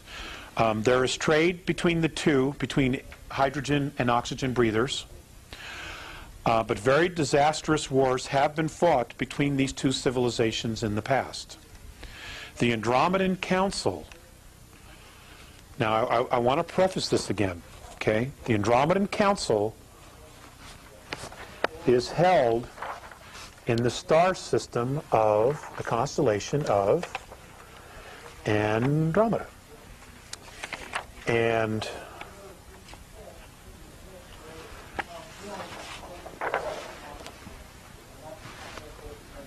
okay, and it's here at Mirosh. Okay, this right here. This is where the Andromedan Council is held. This is also where the star systems of Zenitae, all in here, Zenitae exist. This is where the Andromedan people live. Okay? These systems right here is where the Andromedan Council is held. They are Yes, they are. The Andromedan Council was created to study migration and to try to limit contact between hydrogen and O2 races, and hence to stop conflict between the two great orders of organic life. Communication between the two species at times remains quite difficult. Okay, that's how it got started. Okay. Interfacing with the hydrogen form, you should talk very slowly. Yes, you should. Everything you should say. And you absolutely want to use the formal, polite language so that nothing you say is misunderstood. Okay? You will know that because they will be wearing some kind of an apparatus over their nostrils. Now, those nostrils could be almost anywhere depending upon the species. Okay? If they're wearing a suit or some type of a helmet, then you can assume that it's a hydrogen. Okay? Or a methane or an ammonia. Okay? Because if it's an O2, an oxygen, he will not need that apparatus. Okay, the Andromedans. These are just some brief notes, and then we're going to do some questions, okay? They are tough, honorable, courageous fighters. They build massive ships to environmentally resemble worlds. Comfortable, solid, and durable craft. These are my own words. They are model galactic citizens. They are responsible to a fault. If they tell you they're going to do something, they will do it, even at great cost to themselves. Okay? They are very active in galactic politics and enjoy considerable influence in galactic institutions. Now, institutions have been set up, okay, especially with O2 civilizations. Those civilizations are the Institution of Civilized Warfare, okay, upliftment. You people would know that as ascension, okay. Their word is upliftment. They don't use the word ascension, okay, and we'll talk about that in a minute. Migration, which is colonization, and traditions, okay. They are very patient, thoughtful, and above all, careful. They have been responsible for the official stoppage of hostilities in many wars and assisted in the withdrawal of all forces that were in those conflicts. Okay, upliftment. A lot of people here on Earth in the New Age circles talk about ascension. But, you know, nobody really knows what the ascension is. Okay, they know that, well, what we do know is that there are higher densities and that all of us are striving to reach a higher frequency in the hopes that we will move into a more evolved society, become more evolved ourselves, and become more expanded consciousnesses. Because sometimes third density is just too damn hard. I acknowledge all that, okay? All of that is correct. Those things do happen. And there is archaeological evidence in the galaxy of races that have actually changed their frequency and moved to a higher level. That's a fact. But it is not called ascension. It's called upliftment. And apparently, none of the races that have done this have done it by themselves. They have always had someone help them out of the mess that they're in. Reach down and basically mentor them to the next level. Does that mean they don't have a body anymore, physical body? No, they have a physical body. There's physicality in all the dimensions. Okay? There is. You know, you just don't move up to 4th density and 5th density, and now you're just this little cloud blowing with the breeze, and, you know, it's not like that at all. Okay? It's as solid as this. It's just completely different. Okay? The physicality is different. The physicality is much bigger. It's on a much grander scale. Okay? The color spectrum, okay, or the color spectrum where we live on now is 72 different frequencies of color. 5th density, it's 123. Okay? And I've talked about this before. There are colors and things that I've seen that I can't explain. There's just no way, because there's nothing here to compare it to. Okay? Okay, I want to do 15 minutes of questions, and then I'm going to turn it over to Mr. Russ. Robin. Okay, I wanted to ask about the Dogons, you know, and that whole Syrian thing, that when the Dogons tribe in Africa said they were boosted by the Syrians. And right, from Cirrus B, and they had maps before we even knew that Cirrus B came about. So did they have a fish tail? I'm not aware of that. I'm not aware of that at all.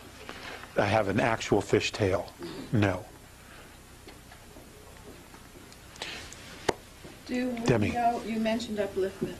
Do we know who or if we are being helped with upliftment? I think that that's a possibility. I think that that is an absolute, real, definite possibility. Because Visayas said to me once, before he crossed over, that our specific Terran race was one of the most promising human species that they had seen in a very long time. Okay? Despite all the other crap, we were one of the most promising. However, and I'm giving you my own opinion now, based on what I know. I don't know this as fact.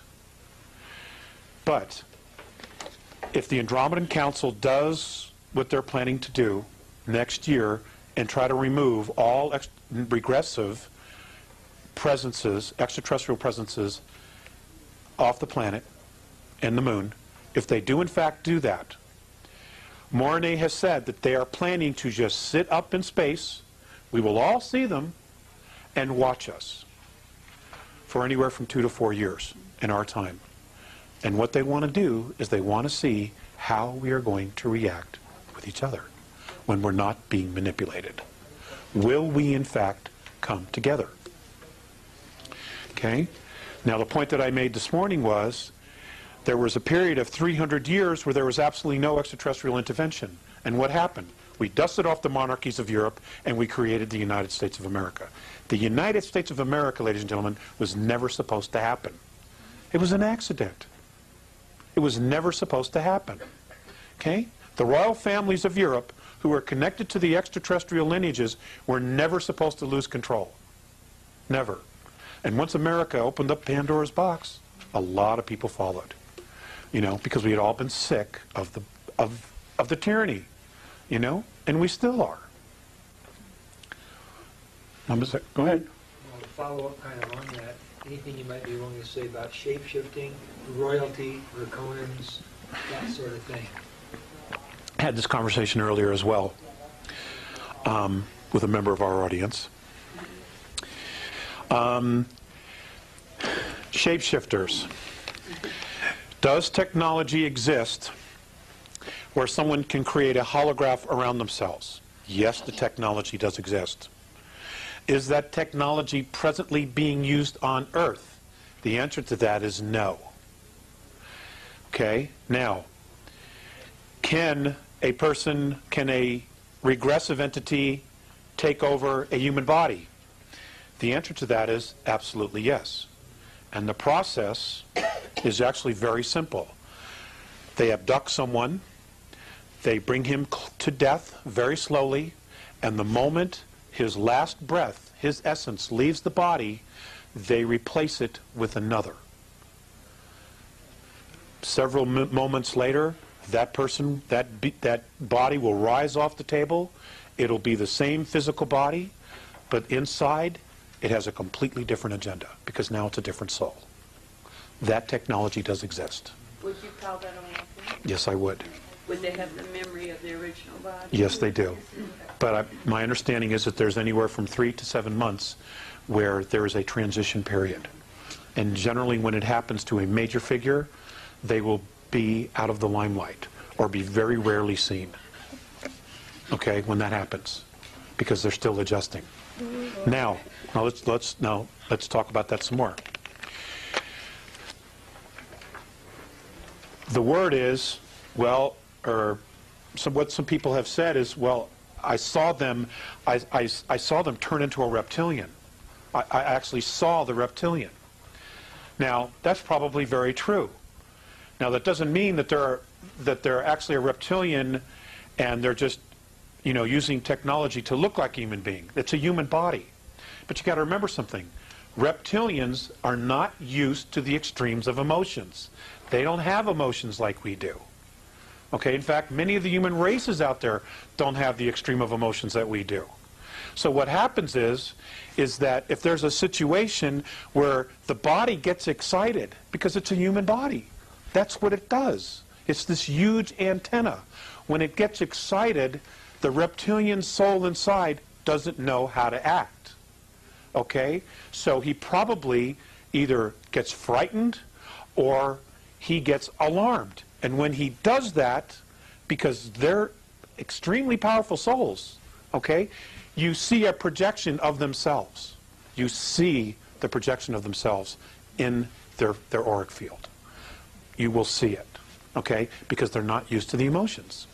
They don't know how to handle it. And that's part of the transition period. That's what I've been told. Well, can an original reptilian have sex with a human being? Yeah, but no offspring will come of it.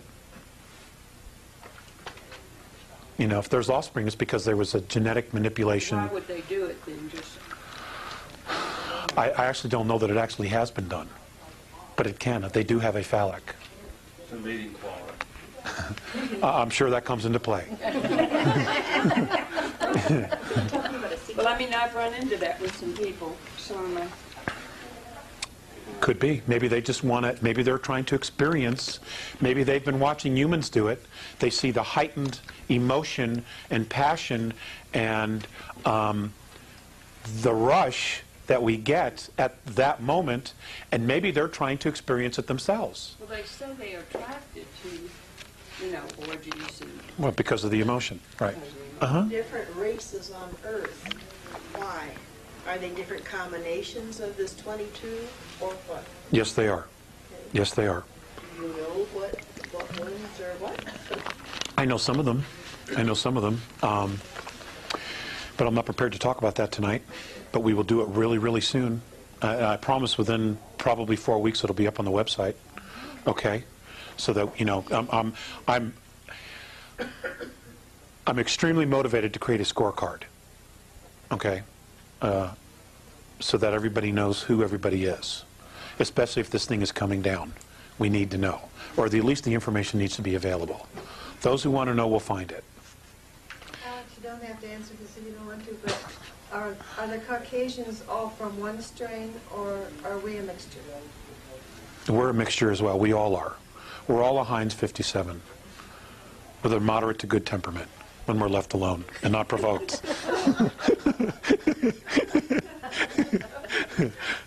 Dave? When they remove the regressives, that must mean Washington's going to be 9 on the empty, but... Is there some suggestion? I hope you don't have a problem with that. Is there some suggestion how we can take the planet back? It's going to be handed to us. But what we do with it after that will be entirely our responsibility. We will be handed back the planet.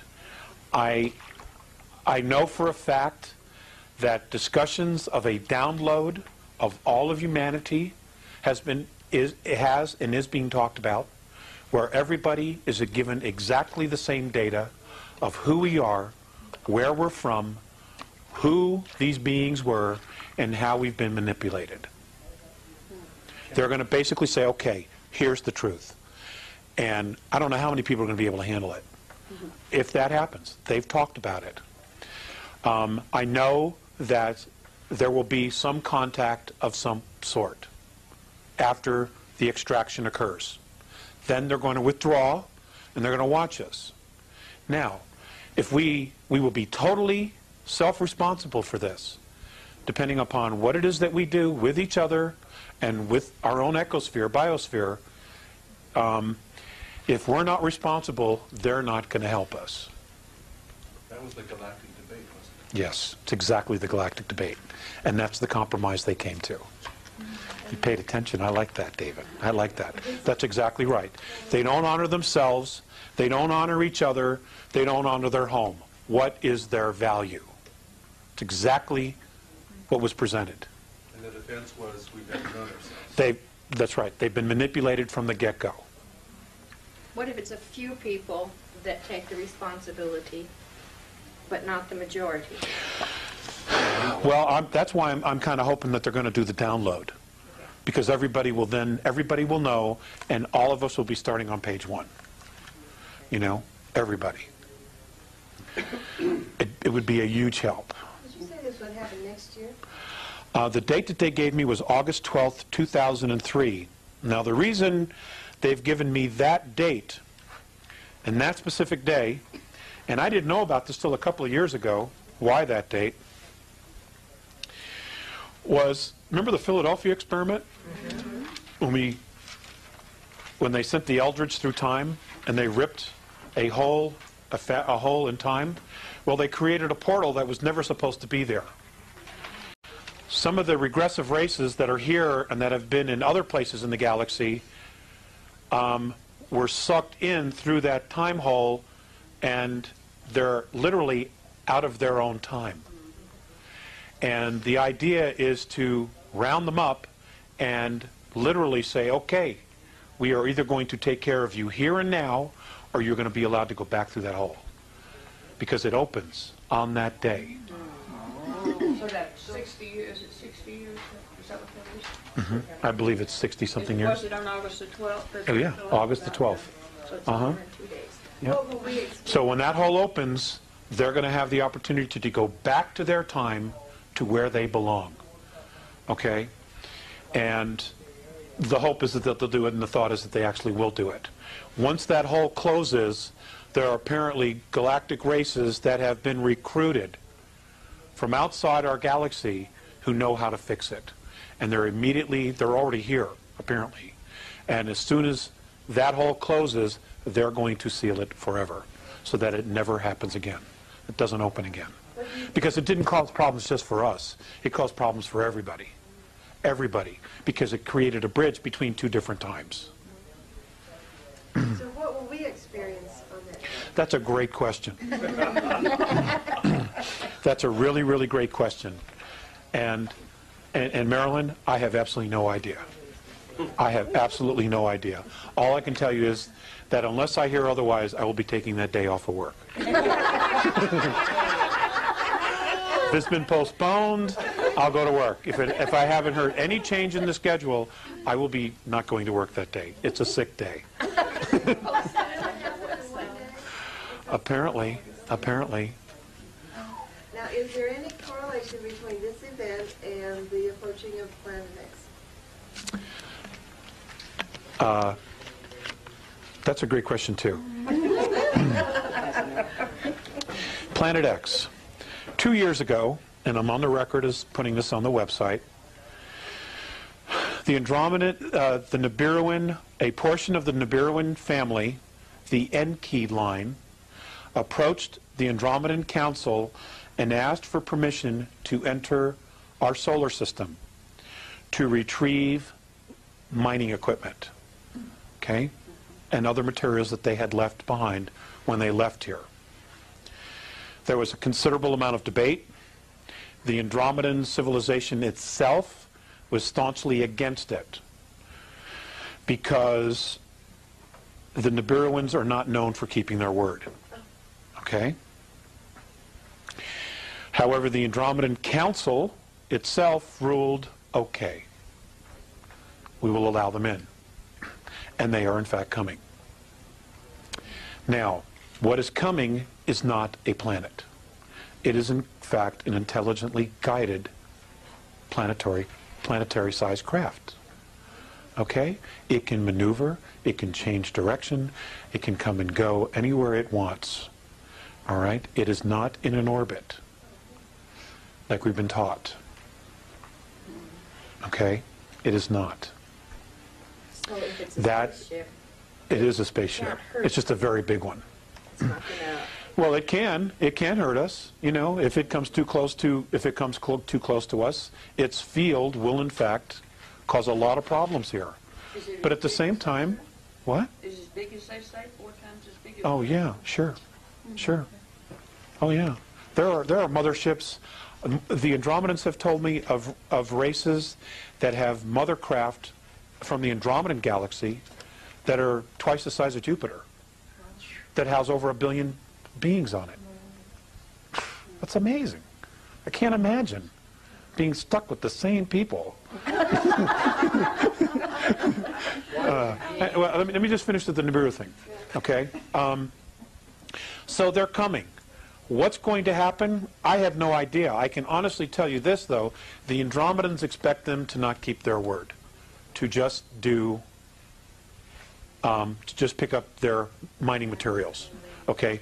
Much of that mining materials are in the rings of Saturn, for the record, okay? And Mikey, I know, will address that issue because he's got some information he wants to share from his own sources, okay? So another question? A couple more questions and then we're going to stop. The regressives? It's entirely up to you, Mike. It's your gig. You said the removal of all regressives. Regressives. I mean, hybrids, etc. Yes, ma'am. Yes, ma'am. Now, let's talk. That's a great. You made me think of something that I hadn't put in there. Okay, now exactly what is a regressive? How do they know who is a regressive extraterrestrial or hybrid? Okay. The Andromedans monitor when they start and they come in, send in their teams to start studying a planet, a race, for induction, for mentoring. What they do is they monitor their chains of thoughts. Okay? And it is by their chains of thoughts that they can tell who's evolved, who's regressive, who's benevolent, who's empathetic, etc., etc., etc., by the chains of thoughts. They have technology that literally, it's more than just a picture of a brainwave. Okay? It's like a photocopier. Okay, it literally, you take a brainwave and creates a picture of an intent and of a thought. And if they see a chain of thought that's very regressive, they're marked. And they know exactly where they are and who they are on this planet. They know exactly. You know, and they're not the only ones. There are other races that are part of the council. You know, there's 38 different races in our solar system and just outside of it right now. Okay, and they're all sharing data. And they're just waiting to find out what's going to happen here, to get to go. Would the regressives include humans who are aggressive too? Yes, yes it would, absolutely. Uh-huh.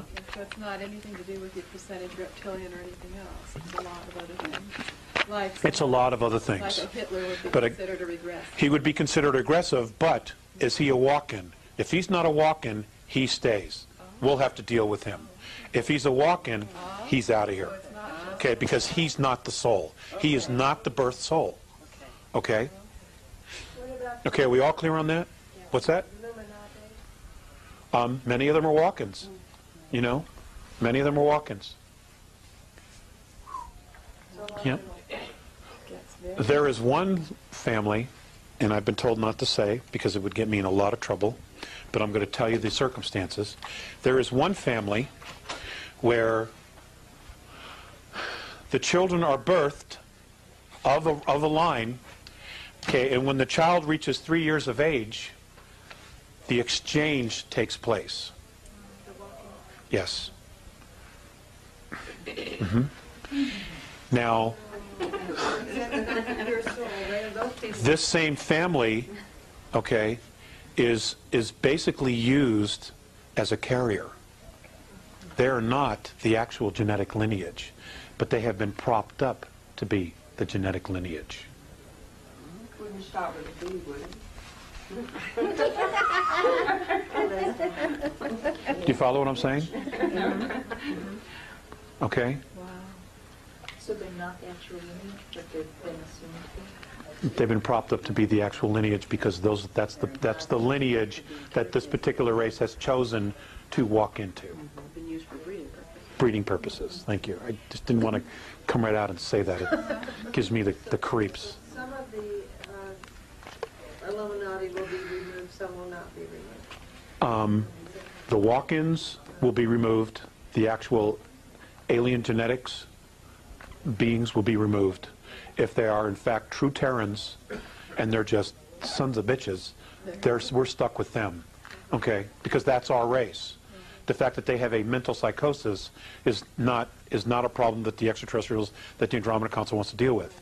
You know, we need to deal with that. We need to take responsibility for our own race, okay? And again, it goes back to the traditions, okay?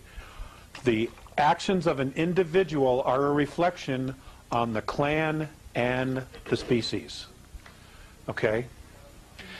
And that's what they live by, you know, and there's going to be a big curve, learning curve for us, big, if this all goes down the way it might go down. I honestly don't know, you know? Yes, Sandy? Have they already Okay, Michael, got a couple minutes. people marked? I mean, some way that they've got them, are they already studying the regressives from the ones that are going to stay? Is there going to be some sort of a mark on people? Yes, it has. And it's already taking place? Yes. It hasn't already taken place, but they know exactly who is leaving, and they know exactly where they are. But there isn't a mark that somehow... Like what kind of a mark? They don't need a mark or anything like that. They got the brain waves. Yeah, okay. They've got their chains of thoughts. Okay? What they do is they plug it in. They have their own type of satellite machinery. Okay? And they plug in this brainwave frequency. And their computers, which are incredible, monitor every move they make. And they're recording every thought and every action that they make. And they will answer for it. They will absolutely answer for it. Alex, would you think that... 2 more questions and then I'm going to retire. Would you think that those that are in this room and other rooms similar that you're talking to, that the reason for it is being that we will be there to possibly help with the transition? Because I would we know think it so. all ahead of time? I would think so. Absolutely would think so. Got to learn the transition first. Right. This is what Right. he's telling us what we need to learn how to say. I don't know what she means by transition. The removal You mean of the to Help the people that are staying? No, when we find out about, when we're given all of the downloaded information as to who we... People are not going to know how to process it. I mean, like you know, like your devout Jewish people, your devout Christians, they're going to have a really hard time transitioning with this information. Okay? Because all of their belief systems are going to implode, you know, big time, you know, and they're going to need to process this, you know, and it's going to be one hell of a interesting experience for all of us. So you mean the control of religion will be exposed to it? Yeah. Oh, it'll be gone. It'll be gone in a heartbeat. 9 out of 10 people listening to you would think you ought to go to the loony bin. I've been told that. I've been told that. Therefore, it will be You know, but very- fortunately my wife and my children don't think so, and that's really all that matters. That's why it'd be You know? difficult, because you're Sure, telling us sure. Well, you know, they're going to see extraterrestrials. They're going to see very large spacecraft. They're going to see hundreds and hundreds of miles, maybe thousands of miles worth of motherships in the sky. You know, and I mean, are they going to look at me and say, "I don't really see that"? You know what I'm saying? You know, and then who's in denial here? Okay, that's why, and I think that there is a move to really educate people, and I think that there are elements within world government that are benevolent, that are really trying to solve a very difficult problem, that are trying to help, and I think that's why the Disclosure Project has been allowed to get off the ground. Because for those of us who have been studying this information, that's the smoking gun, you know? And you know, that whole thing, it's about the speakers. It's about the guys telling their stories. It's not about Stephen Greer. All right? And I want to make that crystal clear. I think Stephen's done everybody a great service, but it's not about him. It's about the guys on the tape that are putting it on the line. It's my bride. Because Baby fell asleep. Even people like us here, it's almost mind-boggling. Yeah, it is. The enormity of the whole situation. My wife and I talk about this stuff at dinner. We've had Mike over to the house several times, and you know, we talk about it. And the frustration for us is, well, you know, how do we get this information out there? You know, it's hard. It's hard, and all I can do is offer it. You know, I can't make a living at this, that's for sure. You know, one more question, and then Mike. Dara? Because we're here, we believe, and that we've taken the initiative, would it be possible that the Andromedans may want to also include us as like spokespeople for the lay people, that they would assist in contacting us, or are they going to take a stance and not, you know, face it all with humanity? No. I've been talking to them for 15 years about adding more people to the list.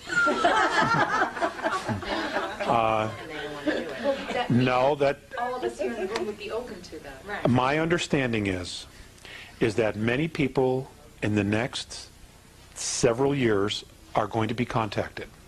But depending upon the lineage, the extraterrestrial lineage that is dominant in your physicality, it will be that clan or that star system race that will contact you. That's how it's done. It's all about the lineage. Out there, and it is here.